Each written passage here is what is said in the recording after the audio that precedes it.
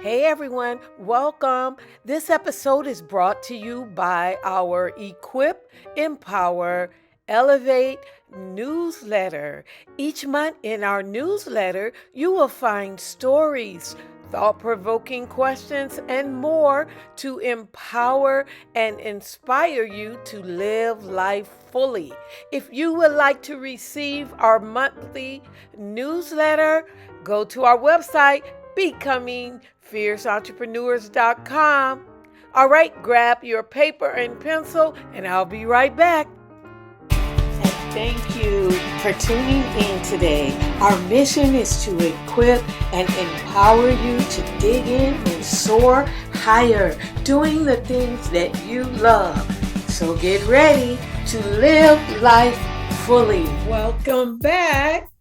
So most of you know me, but for those of you who do not know me, my name is Joy Norman, and I'm on a mission to empower success-driven women entrepreneurs, business leaders, and business owners to embrace who they are and become all that God has created them to be. And I am passionate about helping women fulfill their God-given purpose and destiny. I'm also the host of this YouTube living show, which is a show all about informing and inspiring women to pursue a life focused on what matters. You know, it is never too late to learn new things, and we all need inspiration. But most importantly, I'm a wife, a mother, and a nana who is blessed and passionate about helping women make the most of the season that they're in right now and pursue meaningful goals that align with what matters most. So, are you ready to dive in? All right, let's do it. Well, hi, Danielle. How are you doing? Hi, Joy. I'm doing well. Thanks. How are you So doing good to today? see you. You're looking beautiful.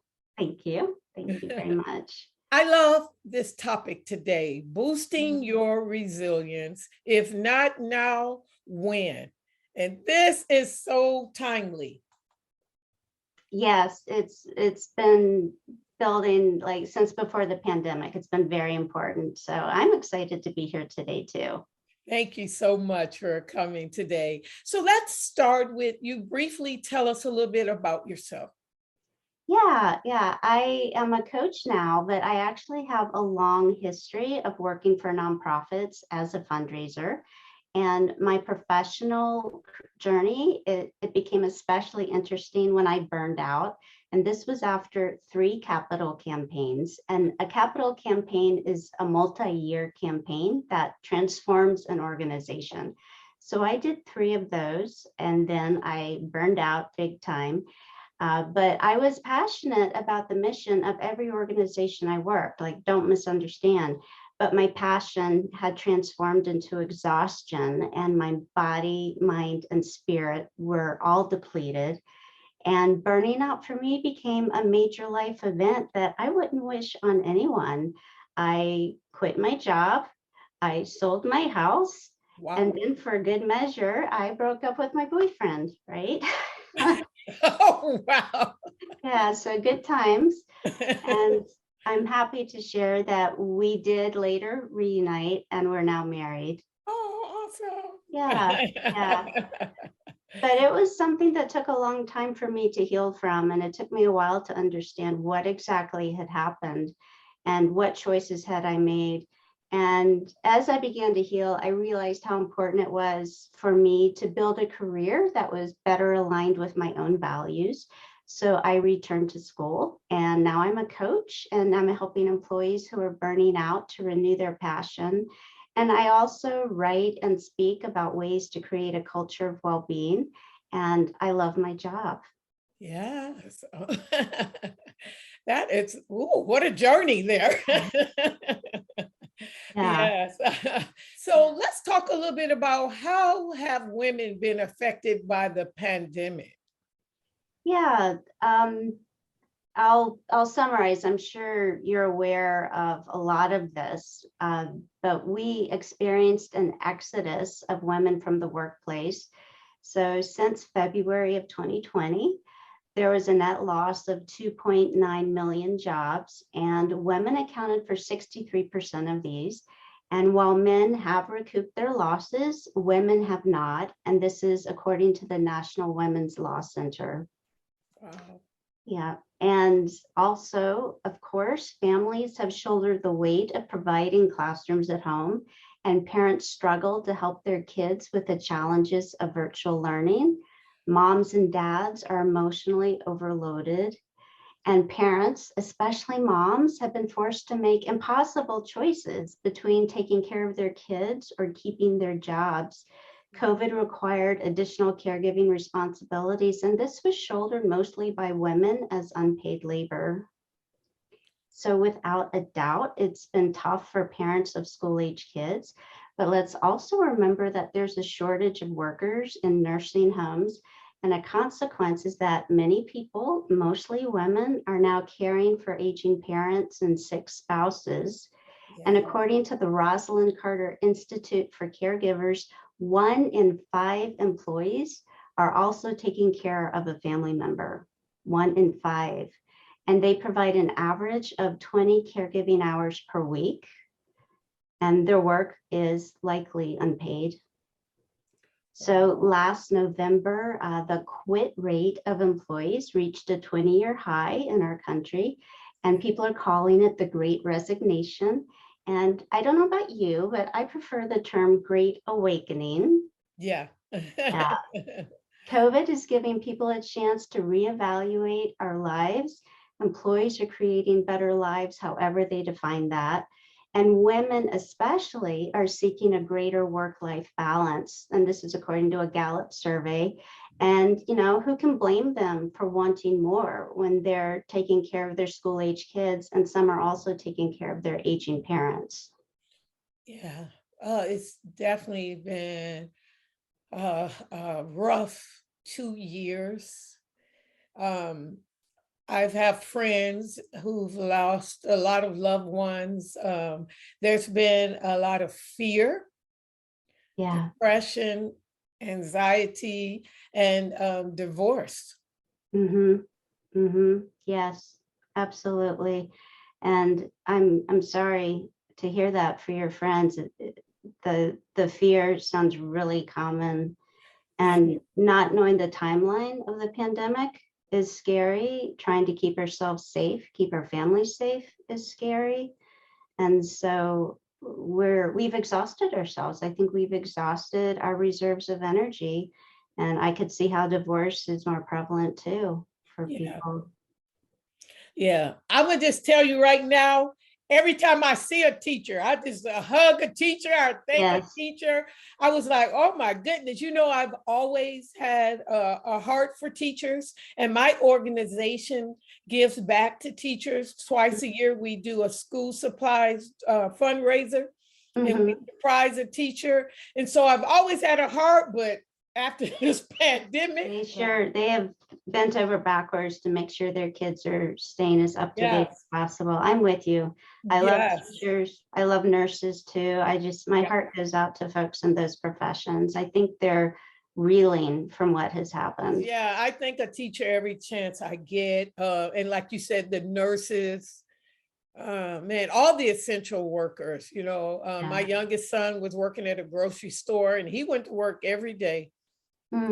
And they moved him around.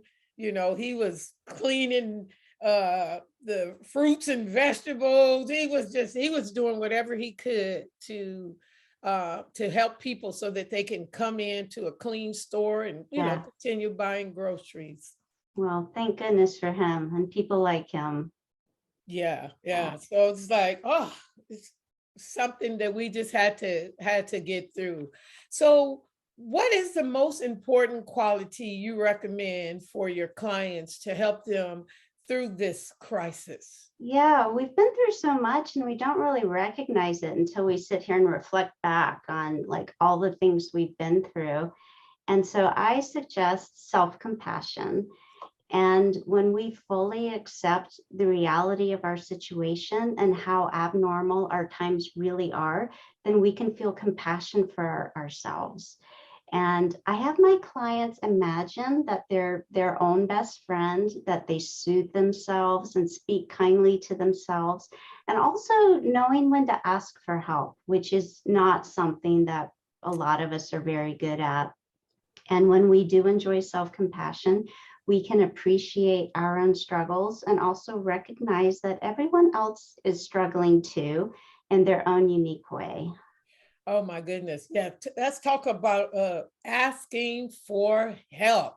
Why is it so hard? Especially, I notice because I work with women entrepreneurs, and that is the hardest thing for them, as I'm coaching them and I'm talking about different things that they should do. And some of the things that I recommend requires them to reach out to others. Right. So talk to us a little bit. Why is it so hard? That is a Look, really I'm great over it. I don't have a question. problem. Yeah, right. I've learned to do better with that over time, but I know a bunch of people who are not comfortable with it. And I would wonder if there are voices in their heads that are saying, there's something wrong with you if you don't know these answers. Like, you're supposed to know how to do these things, even if you've never been exposed to it before, even if you haven't read a book or haven't spent 5 years at your office doing this, you're supposed to just know how to do these things. And like being a good manager, people don't automatically know how to be a good manager.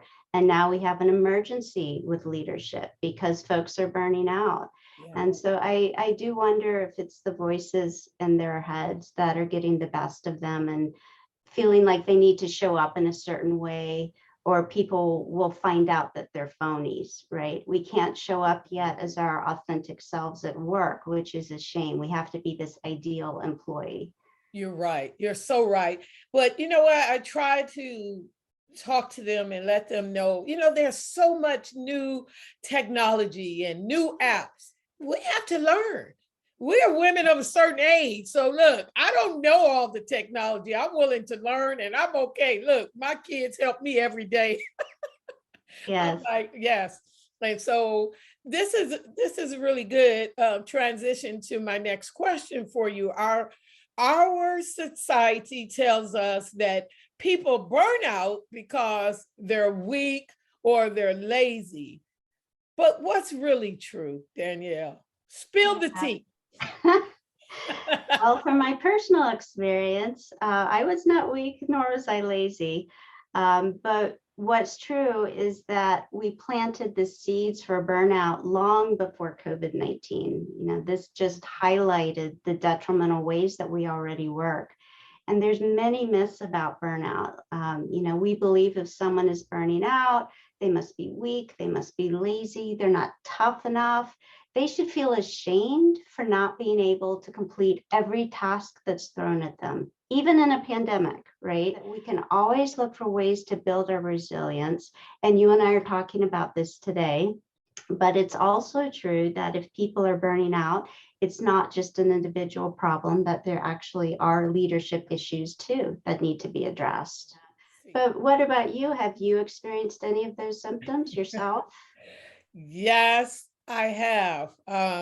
Guilty Yeah. of just overworking myself.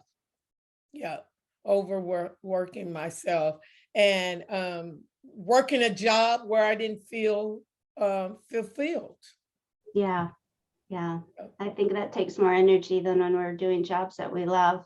Yeah. And then, of course, when I started my business, my organization, just not setting work hours, just working too much. Yeah. Yeah. Because, I wanted to work out. Well, having healthy boundaries between work and home is something we all struggle with, Yeah. even before the Yeah. pandemic. Yeah. Yeah. Now I help women now become fierce female entrepreneurs. That's right. That's important. Your work is so important. Yes. So talk about some signs of burnout. At one end, you have well-being and health and happiness and feeling good and positivity. And then at the other end, you have the burnout and the stress and illness and premature death, right? Like it's very serious at the other end. Yeah. And so it is a continuum. And every day we kind of need to take a check. Which way am I facing, right? Am I at least facing in the direction of feeling better? Am I at least taking small positive steps forward? And so that's really important that we do that. And then I had mentioned before the signs that the World Health Organization identified for us, and it's feeling depleted and exhausted. And of course, when we're exhausted and fatigued, that we feel overextended. Exhaustion is really a strategic management issue. If employees are feeling that, then that's a sign of work overload. And so that's definitely something to pay attention to. And the second is feeling negative or cynical. And this again is we may have cold attitudes towards our colleagues, and our passion over time is replaced by cynicism. It happens slowly and we don't even see it happening sometimes. And we might believe that we don't share anything in common with the people that we work with. And a third sign that you're burning out is feeling ineffective. And people who are burning out may feel inadequate, and we feel less and less effective with each project. And when we forget our past accomplishments, our self-esteem suffers and our colleagues end up questioning our abilities, which is very painful. So like I shared before, it's this combination of features, exhaustion, cynicism, and ineffectiveness that we call burnout. Wow, it's so true. So true. Yeah.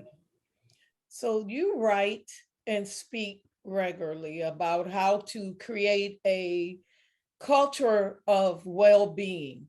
So why is this so important? Yeah, I feel really passionately about this. I'm devoting my career to this. And we're beyond the tipping point and can no longer go back to accepting overwork and exhaustion as a badge of honor. And in the pandemic, employees around the world are asking not just what the work pays, but what is their cost to their overall well-being.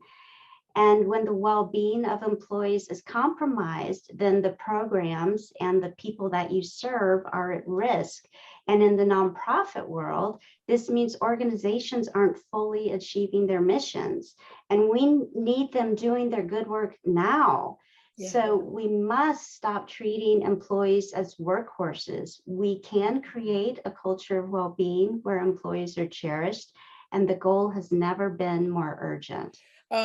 Yeah, I kind of grew up in that environment, which is why I really wanted to be my own boss, Danielle. Mm-hmm. You know, at first I always selected jobs where I used my natural skills and abilities, and I was able to, you know, move up the ranks and become a supervisor. But just hearing you say this again makes me think about upper management. And that's why I really wanted to leave, because I wasn't high up in the ranks. You know, I was first line. I stayed at first line management for a long time. And I didn't feel good about a lot of the things that I had to tell my employees. Sure. Yeah. Yeah. And so that's why I want to become my own boss. And now I can work with women entrepreneurs and just help them, you know, with burnout and overworking, because like I said, most of the women I work with, we are seasoned women, and we come from, you know, that work, get it done, just do what, you know, do what you're told to do. And I just love what you're saying now about, you know, we need to have healthy boundaries. Mm-hmm. We definitely need healthy boundaries. Absolutely. Yeah. Yeah. So what are the top 3 things that women can do to boost their resilience? Yay, I'm so glad you asked. And we'll talk about these briefly. The first is to create a mindset of possibility. The second, establish healthy boundaries between work and home. And the third is to serve the greater good. Yes, that's it in a nutshell. Okay, interview is over. Yes, and those are the things that I coach about now because, like I said, yes, everyone that I coach wasn't always an entrepreneur, and we Sure. have to say, I had to tell one lady, look, you're the boss now, Yeah. because we hear those voices in our head, Danielle, and you hear those. How come we always think of the negative bosses that we had, Yeah. and it's like, no, you're the boss now. You get to call Right. the shots. Right. And I love that. Serve the greater good. Mhm. Create a mindset of possibility, and then establish that healthy boundaries between work and home. Because I Yes. was guilty. I used to check my emails You're on not my day wrong. off. Yeah. Well, that's actually one of the reasons that I wanted to be self-employed too, is having the flexibility in my schedule and to be able to really take care of that. And I have a lot of creative passions as well. And so I wanted to have time to be able to pursue those too. Yeah.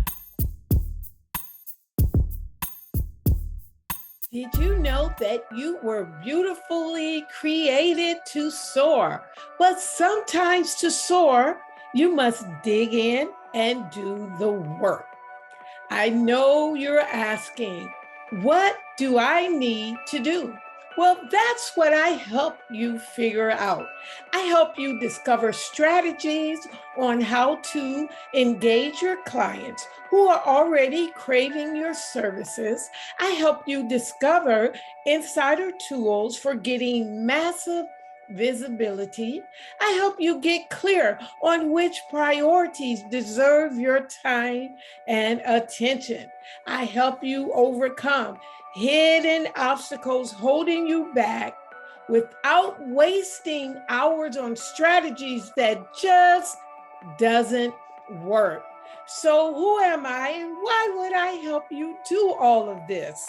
Well, my name is Joy Norman, and I am passionate about helping success-driven women entrepreneurs, business leaders, and business owners dig in and turn their passions into goals and soar in the things that they want most for themselves. So, how can I do all of this, you ask? Well, let me tell you how. I've created tools and resources to help you bring your vision to life. Also, in my Power Up program, I've created a business roadmap to help you up level your business, lean into what makes you unique, and create your own creative path.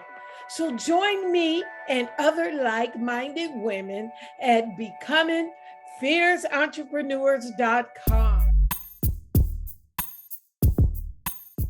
So, what does it mean to create a mindset of possibility? Talk about it. Okay. So let me start by saying that I am a positive intelligence coach, and much of what I'm going to share is from the Advanced Coach Training Program. And we call positive intelligence PQ for short, like your IQ. So PQ is grounded in science, including neuroscience and positive psychology. And resilience comes from our daily thoughts and how we think about the world. And when you're mentally fit, instead of staying upset, you'll enjoy the ability to handle life's challenges with a positive mindset. And this sounds great, right? Yes. But how do we get there? It's not as easy as snapping your fingers. It's not easy, especially considering that we've created neural pathways over decades that we default to when we're stressed. But here's the great news. We can create new neural pathways. There's always hope. Our brains have plasticity, and this is a quality that allows them to be adaptable to new experiences. and we can rewire our neural pathways so we respond to challenging situations in a new way. And rather than reacting from the part of the brain that's motivated through fear, anger, guilt, we can learn to shift our thinking to a region focused on empathy, creativity, purpose. Yes. Yes. And so Shirzad Shamin, he's a Stanford lecturer, and he's the author of the book Positive Intelligence. He completed factor analysis research and determined that we have 9 specific saboteurs and 1 judge that we need to be wary of. So examples of the saboteurs include the hyperachiever, which many of us in our country have, the stickler, that's one of my top ones. I struggle with that. I love There's it. also saboteurs like the avoider, the pleaser, the controller. And these saboteurs are like Darth Vaders in your mind, and you can learn to intercept them and prevent them from damaging your mindset. So the critical voices, they promise us, hey, you'll be happier when. You can't be happy in the present moment, but you'll be happier when you can control your surroundings, create perfect order, accomplish more. And when you've achieved this, you'll find that your saboteurs move the goal line, and you also probably didn't celebrate any of the steps along the way. So my clients sometimes wonder, like, where did the saboteurs come from? And we're likely born pre-wired with these amazing strengths. And over time, we relied on these strengths. And so, for example, with a stickler saboteur, I have these strengths of having very high ideals. I'm very principled. I can encourage people to like follow my lead with this.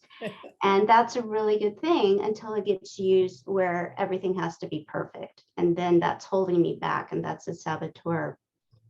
So over time, we rely on the strengths and they start to shape our view of the world. But when we face adversity, we might begin overusing these traits and perhaps even abusing them.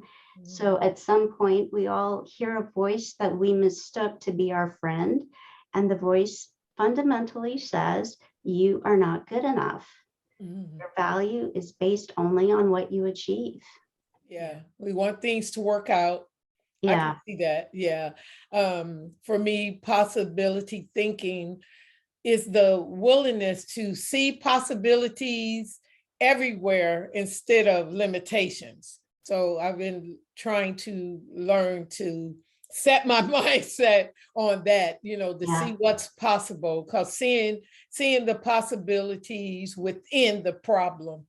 Yeah, that's so important what you're doing. And to be able to see even hard situations as a gift or an opportunity, that takes practice. Yes.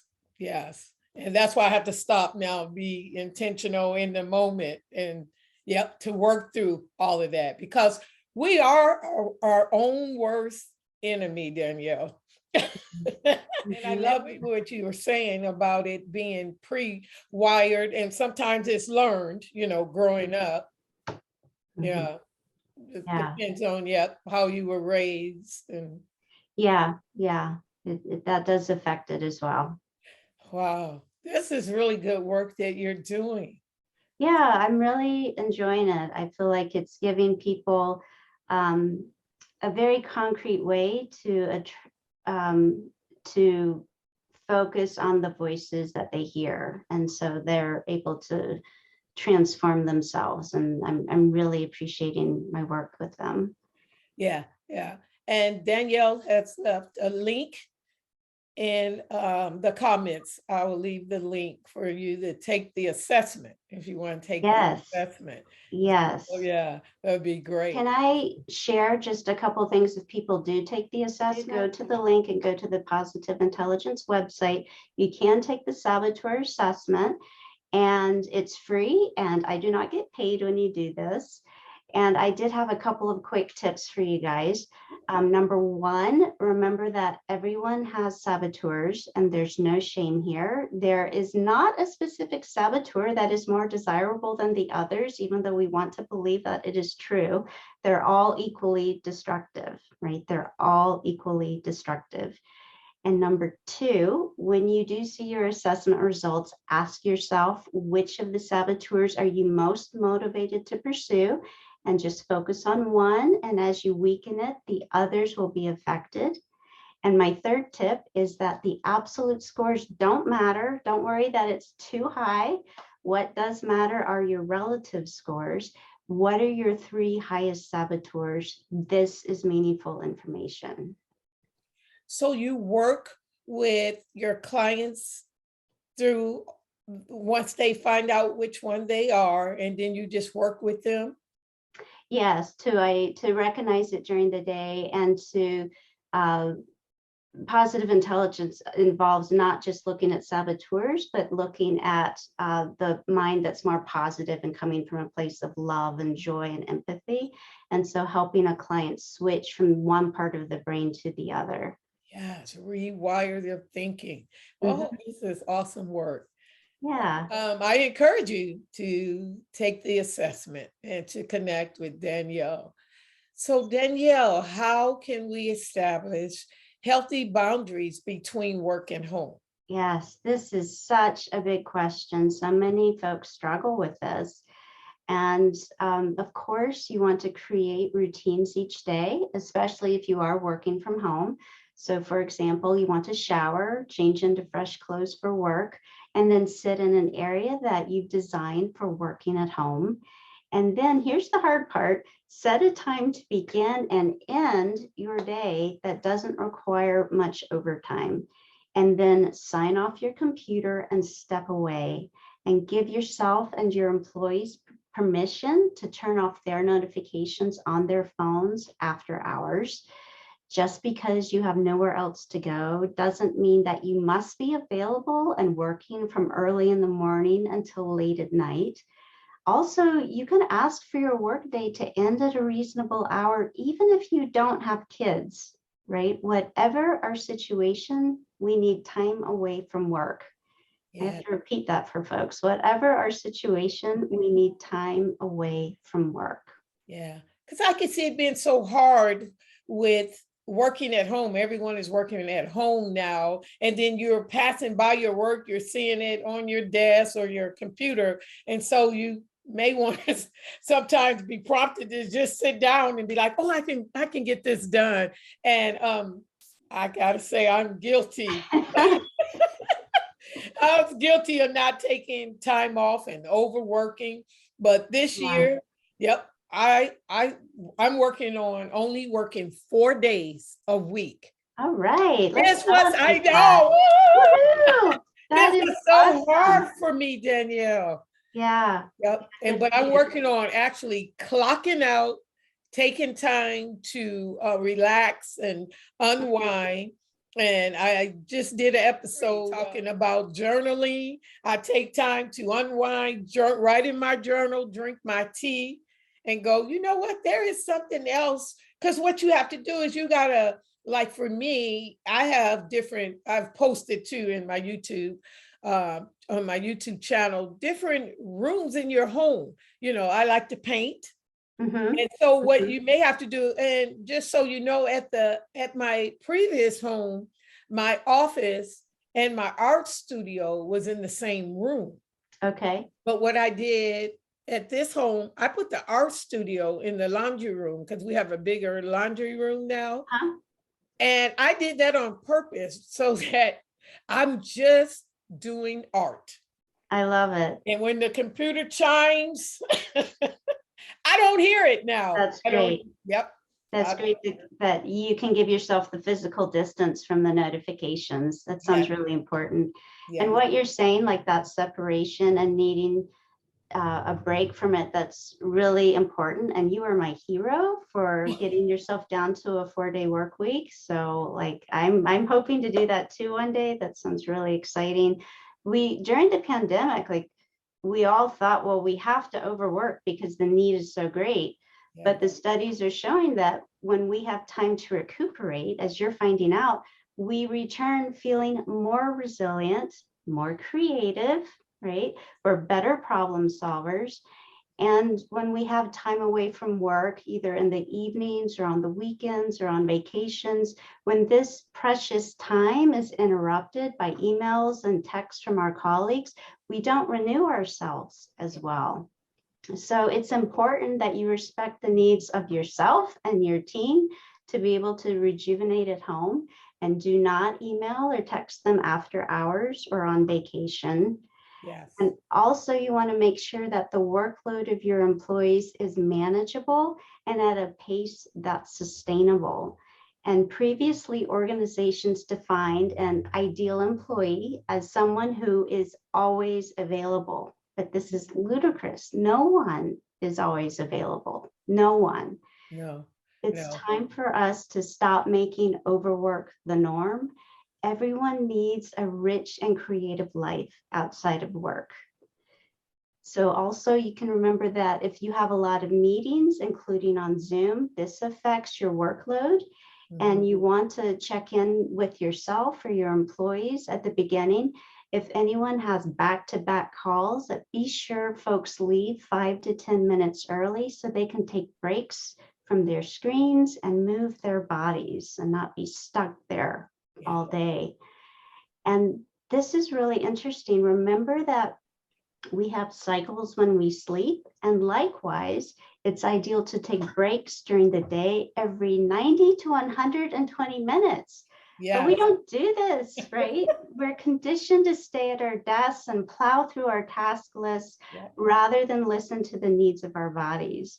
I've read articles about people who are now in a hybrid environment at work, and they're complaining that they're not taking breaks anymore, right? They're right back to being chained to their desk. When they're home, they'll let themselves go to the bathroom and, take care of themselves. But at work, they won't do it. But it's so important that we do take breaks, even if we're in an office, because the energy that we have is more quickly depleted if we don't renew ourselves. Yes. So the key is to take breaks where you totally disengage from work, go for a short walk, talk with a friend. You can focus on your breathing. You can meditate. You could take a short power nap. This would be for 20 to 25 minutes, and set a timer, right? Just be sure you set a timer so you don't go into deeper stages of sleep. That would be bad. So I love those power naps. They're really helpful for some folks. It's been proven that it keeps your brain activity high all day. Yeah. And we have it in our heads that if we step away from our desks, that we're lazy, right? But it's the opposite, right? You're stepping away because you want your body and mind to function better during the day. You want to be a better and more productive employee. You want to renew your energy. Yeah. It helps you think of things too. When you take that walk, you get up, you go, oh, that's right. You think of something that you didn't think of, Yes. Yeah, it really, really works. And it's funny, while you were talking, I wrote down check in with yourself, and you said it. So nice. You saw my notes. Yeah, it's so important. So important. We moved to the new home. I had boxes everywhere. And my birthday was coming up. My daughter had bought an all expense paid trip to Disneyland. And with moving and, trying to unpack, get reorganized, because I have to get on Zoom. I had my coaching program that started. I was like, I really don't have time to go to Disneyland. And my daughter was like, Mom, really? And you know what? I just said, let's go. Yeah. And I did it. I did it. Yeah. And then I had so much going on, Danielle. And on top of that, my nephew called and go, I'm going to come and see you for your birthday. I mean, he's wanting to visit me from over 2,000 miles. And I'm sitting here going, oh man, I don't have time, Yeah. So, and I'm like, you know what? Come on, family, come visit me. If they, you know what? I did end up working to midnight once they, left and went to their hotel room. But Yeah. I was like, this is ridiculous. That's when I said, I got to go to a 4-day work week. Good plan. Right. And the way you're taking vacations, that sounds really good to do that and be guilt-free about it. And hopefully you weren't checking your emails too much on while Well, you're at Disneyland. I was guilty of one thing. Let me tell you real quick. It was so funny because we drove. My son flew, but my husband and I, we drove. And I didn't realize that one of the Zoom meetings, because I was right in the middle of doing my summit, right? And one of the ladies, I had a meet and greet with her, right? And we're on our way and we're getting ready to go through the grapevine. And my husband looked at me like, what are you doing? I go, oh, I do have one. I have one Zoom meeting. And he was like, I said, it's only going to be about 15, 20 minutes, right? And it was so cool because going through the grapevine, she started looking at my background, Right. and she was like, where are you? That's So right. it ended up being it was good for her, Hmm. and we just Yeah. enjoyed each other and talked. And so that was one thing I was guilty of Right. on my Right. way to Disneyland. Did a little bit in the car there. But, Yeah. I yeah. was like, well, the vacation hasn't officially started. You see how we make up those excuses? Yeah, I heard that. I did hear that. uh, you see, I heard that.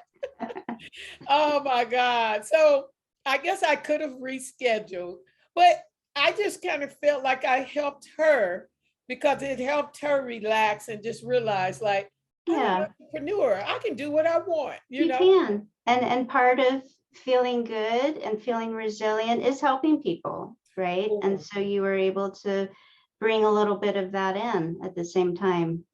And that takes me right to the next question. How does serving the greater good boost our resilience? So That's I right. already gave my answer.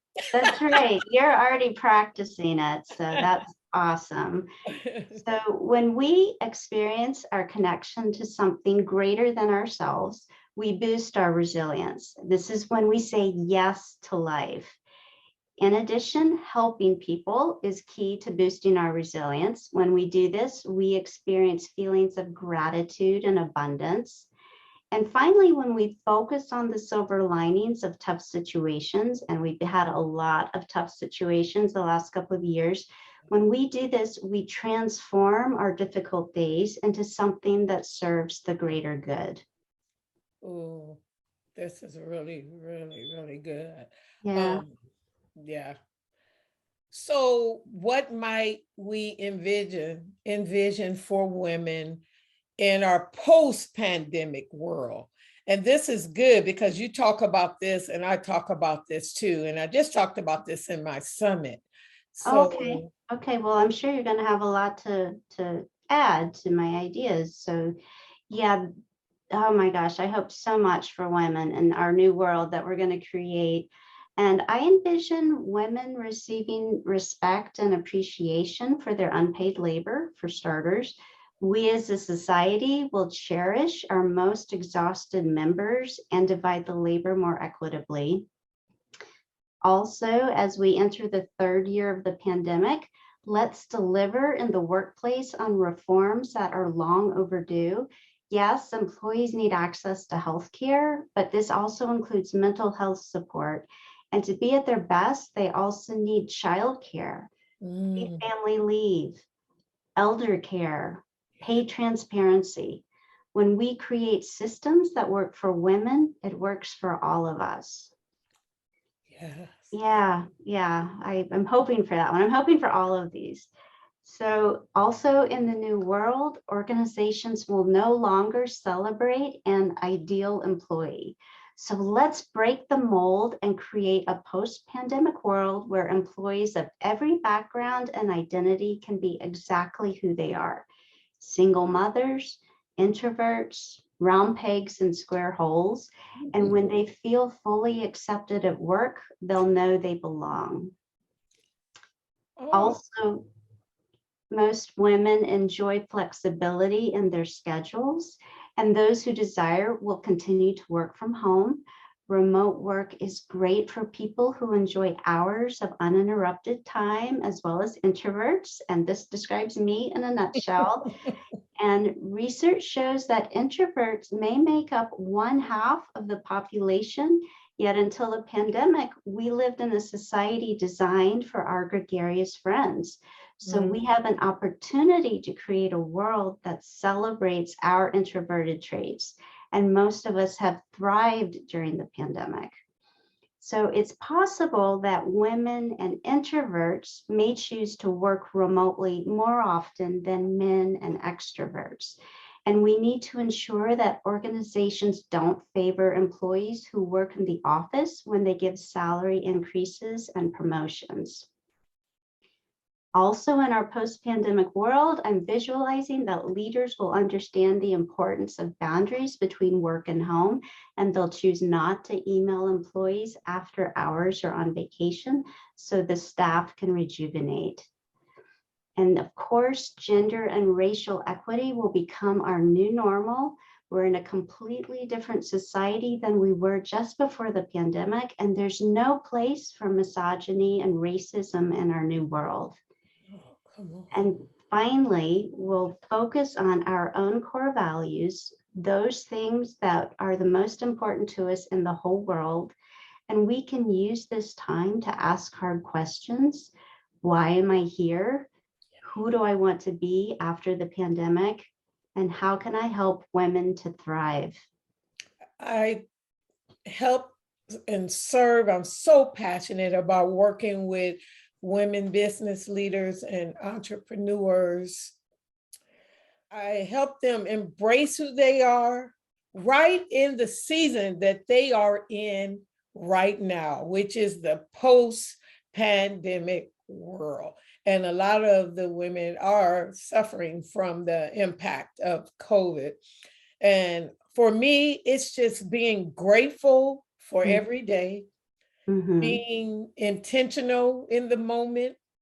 It's getting up every day, Danielle, and just finding the energy to keep going. I was getting so emotional when what you were just saying, to just keep going with confidence and passion. Now, it doesn't mean that you will not be afraid, because Danielle, I'm terrified running my organization, but I get that. Yes. But confidence and preparation is what gets me through it. Yep. And having that passion to do, what I do and enjoy what I do, because passion will carry you through the hard times. And during those days when you're just not sure if it's going to work out, and like I was saying, I'm on my way to Disneyland, and I'm like, okay, I gotta do this last little thing. Right? I'm so passionate about it. I just want to help. And but I'm learning to find the balance. Now I can speak to other people like experiences of what I've done, and it's like, okay, you can get these couple things done, but once you get there and you meet all your family at the airport, it's time to turn it off. And so just being passionate gives me the courage to do the impossible. And like I said earlier, continuing to see the possibilities within the problem. Yeah, what is possible, and just because I don't see it as a negative. And like I said, I looked at the greater good as I spoke to this woman, but I did it in a casual manner. And I'm like, and now she says, oh, okay, I could be talking to someone in the car. You don't have to just be sitting in your office with a suit on. No, I'm in my car. I'm on my way to Disneyland. Woohoo, I'm the boss. Yes. So, and just, have fun. Well, the world definitely needs you to be able to continue doing that and taking care of yourself, and you'll have more passion and creativity and resilience when you are able to take care of yourself. Yeah, yeah, yeah. And so that's my envision for myself and for the women that I work with. And I love that you talked about introverts and extroverts and them wanting and being more comfortable at working at home. Because when I was a supervisor in corporate America, I didn't really look at it as an introvert and an extrovert. I'm just like, get yourself to work, Yeah. and get your job done, not realizing that they would get more. Because I had women wanting to telework, and work at home, Mhm. and not realizing until after the pandemic, they got a lot of work done Sure. at home. Yeah. Yeah. Able to focus a lot better. That's for Yep, sure. yep, And there's so much to celebrate about being an introvert, our ability to focus, our ability to have really deep relationships and to understand what makes things tick. Like that's so important in any industry and especially in the nonprofit world. It's yep. just huge. And we found out you can use less office space. A lot of the places that I Right. work at, because I'm still friends with some of the workers, they're moving to smaller buildings, Mhm. paying less, Yeah. overhead. The overhead is a lot smaller now because people are working from home. You're absolutely right. And companies are saving bazillions of dollars on travel costs because people are learning how to do the work and not having to travel across the country to visit a client. And so their, employees during this time, they went home, they took care of their kids, they figured out how to work from home, and they figured out how to keep the companies and nonprofits successful, like wildly successful. And I just think employees deserve a huge amount of credit. Yes, yes. And one of the other things that I like to encourage seasoned women is to embrace the technology and get on Zoom in the Google Meets. I've had because I was given a lot of events in person prior to the pandemic, Danielle, and since we've been opening back up here in California, some of the women were asking me, so are you going to go back to doing your in-person events? And I was like, I have met so many women in different cities, different states, and out of the country. So now, even as I'm slowly going back to in-person events, I want to always do hybrid events Mhm. because Mhm. I love my online community. Right, right. That's great. And you can definitely reach more people that way. Yeah. Yep. Good Yes. for And you. yeah. And I love it now. I see, we didn't think about it. You see on TV, talk shows and different things. It's like if you can't make it, they just interview online. And it's so Mhm. cool now. Yep. Mhm. That's our new normal. Yeah, yeah. Things have radically changed, and there's a lot of things to be grateful for. Yes. Oh, grateful.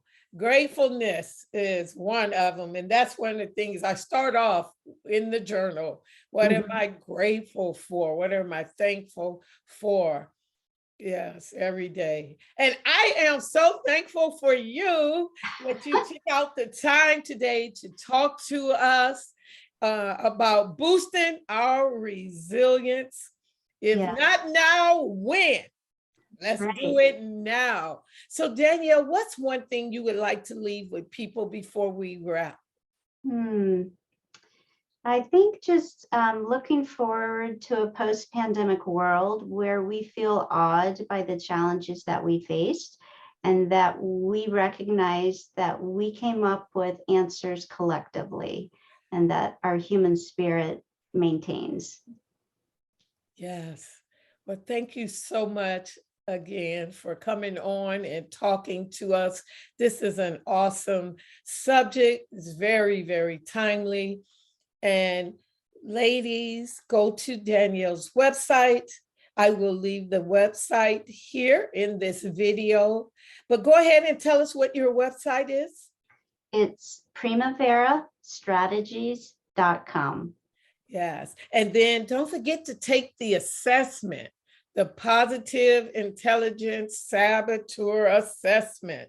And I will leave the website for that as well. Great. And then also, don't forget to reach out to Danielle for coaching. Yes, thank you so much. We'll have to have you back. All right. I would love to. Yes, yeah. All right. Well, thanks again. Yeah, thank you. All right. Well, this concludes episode 33. I hope you enjoyed my conversation with Danielle. This was such an awesome and timely discussion. And thank you so much, Danielle, for all of your insight. This was really, really good. I hope you enjoy this and hopefully you'll take the assessment. It helped me discover a lot more about myself. I took the assessment as well. All right. Well, have a blessed rest of the day. Have a blessed rest of the week. And we will see you back here on another episode of Living. Bye-bye.